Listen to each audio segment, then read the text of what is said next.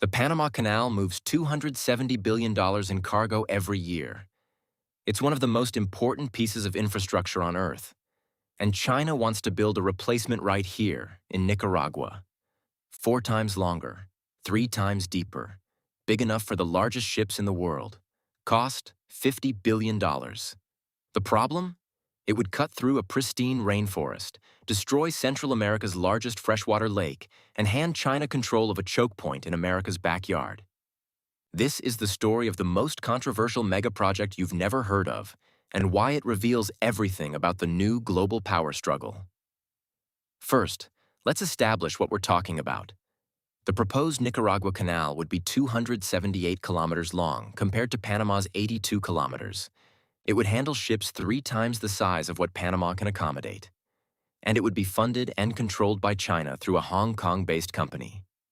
If built, it would compete directly with the Panama Canal, give China strategic control in Central America, potentially shift billions in trade away from Panama, establish Chinese infrastructure 1,500 kilometers from the U.S. border. The U.S. has controlled or influenced Central American shipping for over a century. This canal would end that dominance. So how did we get here? And is this thing actually going to be built? To understand why Nicaragua matters, you need to understand Panama. Before the Panama Canal opened in 1914, ships traveling from New York to San Francisco had to sail around the entire South American continent, a 22,500-kilometer journey taking months. The Panama Canal cut that to 9,500 kilometers. It revolutionized global trade. Today, 14,000-plus ships pass through annually. 6% of global trade goes through Panama, $270 billion in cargo value per year. Saves shipping companies billions in fuel and time. The U.S. built it, controlled it for 86 years, and even after handing it to Panama in 1999, maintains enormous influence. Panama uses U.S. dollars as currency. It's economically and politically aligned with American interests. But there's a problem. The Panama Canal is reaching capacity. Modern container ships have grown too massive for Panama. The canal was expanded in 2016 to handle new Panamax ships, but the largest container ships, Megamax vessels carrying 24,000 containers, still can't fit. These megaships are more efficient per container, so shipping companies want to use them. But they have to route around South America or use other pathways. This creates demand for a bigger canal. Enter Nicaragua. In 2013, Nicaragua granted a 50-year concession to a Hong Kong-based company called HKND Group to build a canal. The proposed route starts on the Caribbean coast at Punta Gorda, cuts through Nicaragua's interior, passes through Lake Nicaragua, Central America's largest freshwater lake, exits at the Pacific coast near Brito, total length 278 kilometers, over 3 times longer than Panama. The specifications are staggering. Depth, 30 meters. Width, 520 meters. Lock capacity, ships up to 25,000 containers. Cost, originally estimated at $50 billion. Timeline, 5 to 6 years of construction. Expected traffic, 5% of global shipping by 2030. So why Nicaragua instead of somewhere else? Geography. Central America is narrow, but not uniformly. Nicaragua offers the shortest Pacific to Atlantic route outside of Panama.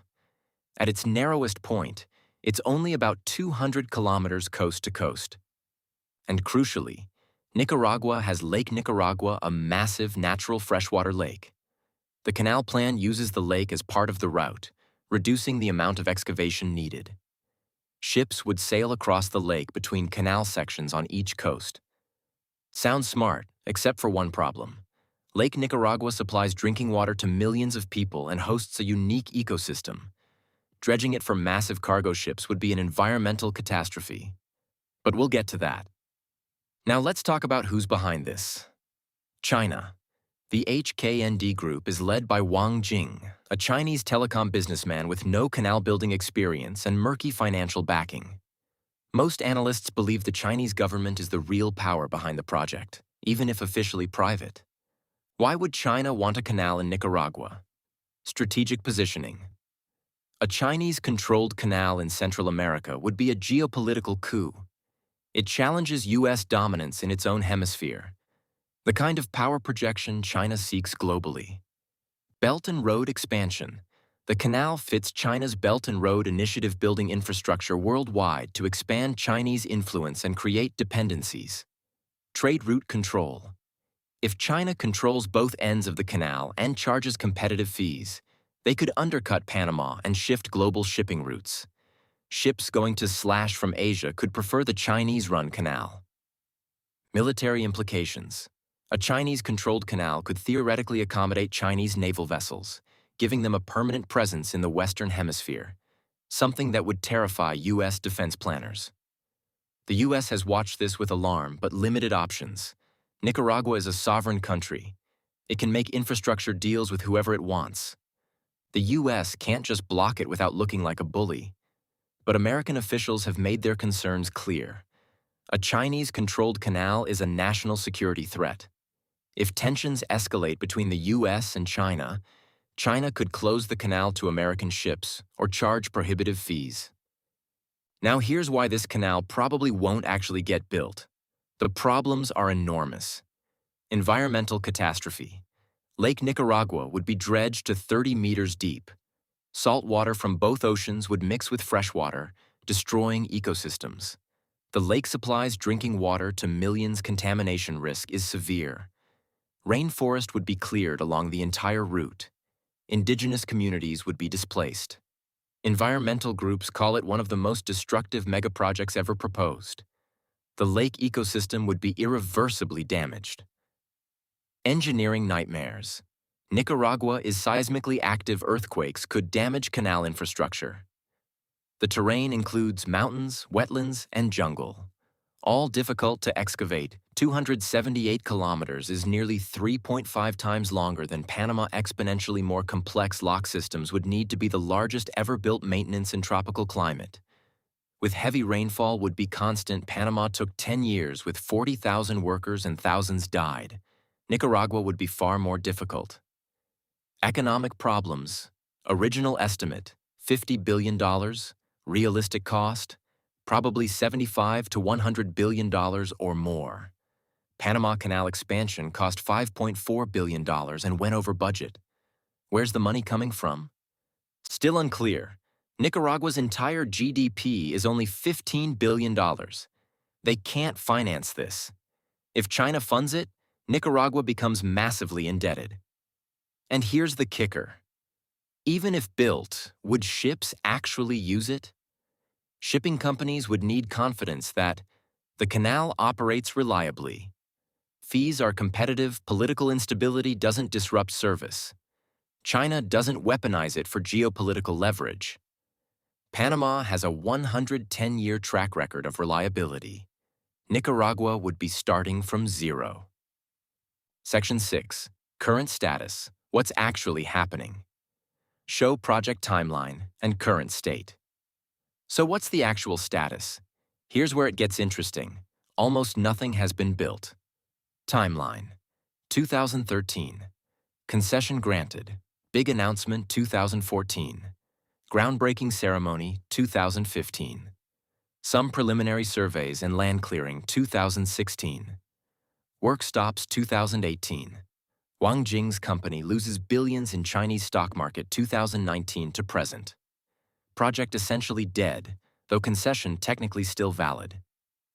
If you look at satellite imagery of the proposed route, there's no major construction. Some access roads were built, some land was surveyed, but no actual canal excavation. What happened? Most likely, China realized the project was too expensive and risky. Environmental opposition was too strong. Political instability in Nicaragua scared off investors.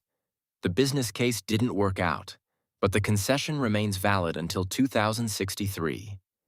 Nicaragua's government insists the project could resume. Wang Jing occasionally gives interviews suggesting it's just delayed. Most experts think it's dead. So, if the canal is probably dead, why does it matter? Because it reveals how China is challenging U.S. influence even in America's backyard. For over a century, the U.S. treated Central America as its sphere of influence. The Monroe Doctrine, the Panama Canal, military interventions, economic dominance. China offering to build competing infrastructure shows that era is ending. Even if this specific canal fails, China is making the point. We can operate anywhere, including your hemisphere. The U.S. doesn't control global infrastructure anymore. And it's working. Nicaragua's government now leans heavily toward China and away from the U.S. They've cut diplomatic ties with Taiwan and recognized Beijing. They've accepted Chinese investment in other projects. The canal might not be built, but China gained influence anyway. This is part of a global pattern. China builds or proposes infrastructure in Africa, ports, railways, roads; Asia, highways, power plants, telecom networks; Europe, port facilities, 5G networks; Latin America, mines, dams, and, yes, canals. Some projects succeed, some fail. But all of them expand Chinese influence and create dependencies. Countries that accept Chinese infrastructure often find themselves politically aligned with China whether they intended to or not. So here's the story of the Nicaragua Canal. China proposed building a mega-project 4 times longer than the Panama Canal, funded by mysterious sources, promising to revolutionize global trade. It would have been an environmental disaster, an engineering nightmare, and a geopolitical earthquake. And it probably was never seriously meant to be built, at least not the way it was proposed. But it accomplished something anyway. It announced that China can compete with the U.S. anywhere, even in Central America. It shifted Nicaragua's political alignment. It showed other countries that Chinese infrastructure money is available if you're willing to play along. The Panama Canal remains the dominant route.